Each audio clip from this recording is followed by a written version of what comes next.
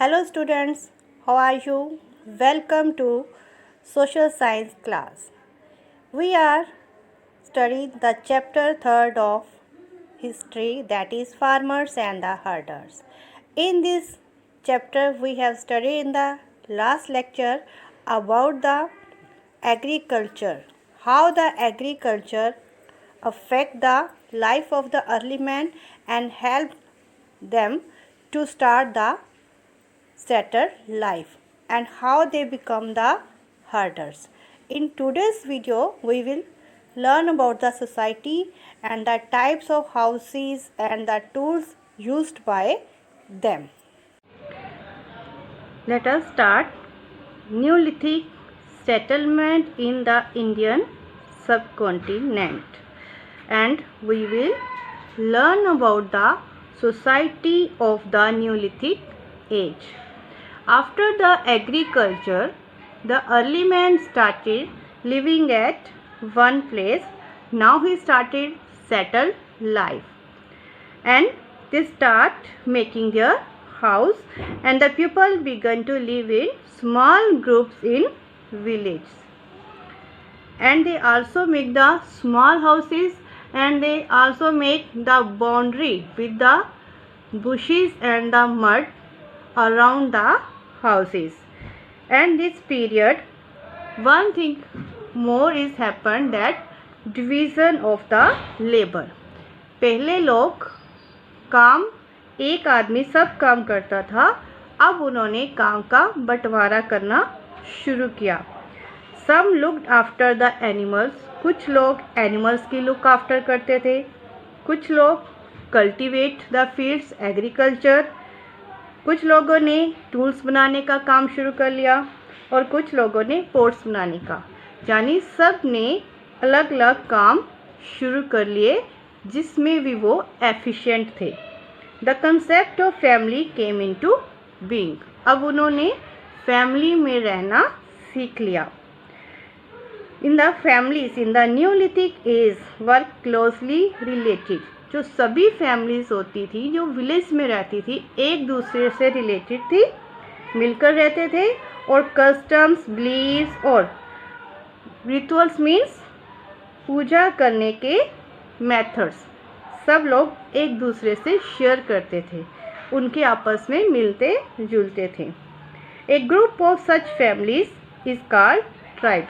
जब इस तरह की फैमिलीज जिनके कस्टम्स, बिलीव्स और रिचुअल एक जैसे होते हैं, दैट बिकम्स अ ट्राइब. उसको हम कहते हैं tribe. The division of the work depend mostly on the age, wisdom and physical strength. कौन सा आदमी कैसे काम करेगा ये डिपेंड करता था उनकी एज कितनी है, विजडम, उनकी इंटेलिजेंस एंड फिजिकल स्ट्रेंथ, वो कितने ताकतवर है, उसके अकॉर्डिंग उनके काम की डिवीज़न कर दी जाती थी.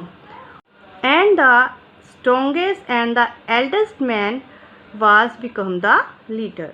और जो भी ट्राइब का एल्डर, सबसे बड़ा जो स्ट्रॉन्गेस्ट आदमी होता था, वो ट्राइब का लीडर बन जाता था. And made rules and regulations for the entire tribe. और सारे ट्राइब के लिए रूल्स एंड रेगुलेशन, नियम बनाता था. हाउसेस. अब उस टाइम पर हाउसेस किस तरह के बनते थे. The houses of the neolithic farmers were much larger and stronger than the skin covered huts of the mesolithic ancestors. जो मेसोलिथिक पीरियड में लोग जो अपने घर बनाते थे, और जो न्यूलिथिक एज में लोगों ने अपने घर बनाने शुरू किए, वो घर उनसे ज़्यादा मजबूत थे और कुछ बड़े भी थे. कुछ लोग अपने घर ईंटों से भी बनाते थे. ब्रिक्स मीन्स ईंटें. And some of the earliest village like Mehrgarh had rectangular mud houses.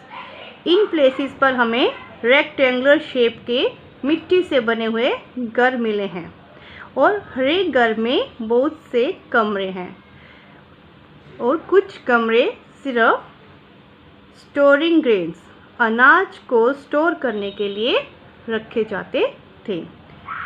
बुरजोंग जैसे प्लेसेस पर हमें कुछ ऐसे घर मिले हैं जिन्हें पिट हाउसेस कहते हैं। पिट हाउसेस क्या होते हैं?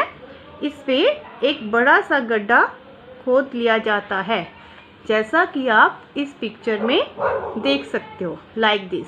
और इसमें अंदर जाने के लिए स्टेयर्स, सीढ़ियाँ बनी होती हैं, और इसको ऊपर से ग्रासेस के साथ, स्टिक के साथ कवर कर दिया जाता है। इनके अंदर भी ओवन्स, एशिस, चारकोल के निशान मिले हैं, जिससे पता चलता है कि अर्ली मैन इन पिट्स के अंदर भी रहता था। टूल्स। अब early man during the neolithic age किस तरह के टूल्स यूज़ करता था?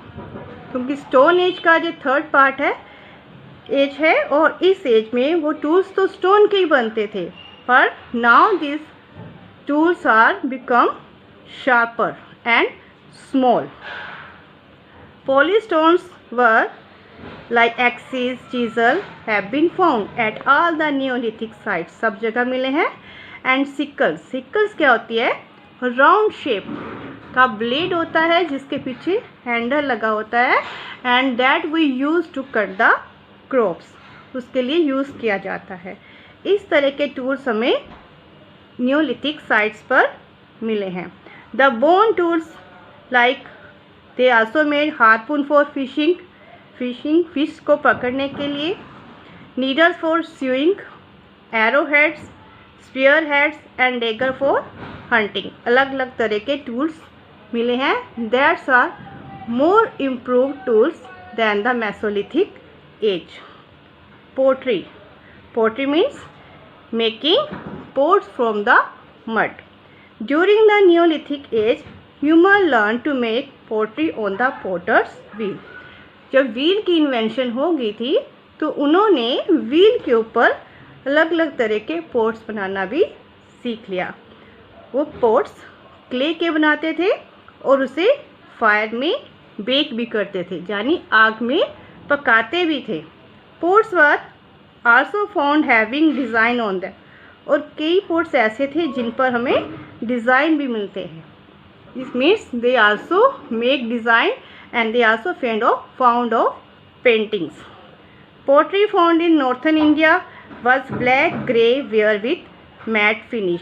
और नॉर्थन इंडिया में जो भी हमें ये पोट्स मिले हैं वो ज़्यादातर ब्लैक और ग्रे कलर के हैं, और उनकी फिनिशिंग मैट मीन्स वो ज़्यादा शाइन करने वाले नहीं हैं। Okay students, I hope all of you understand about this. In the next lecture we will study more about the people of the Neolithic age. Thank you and have a nice day.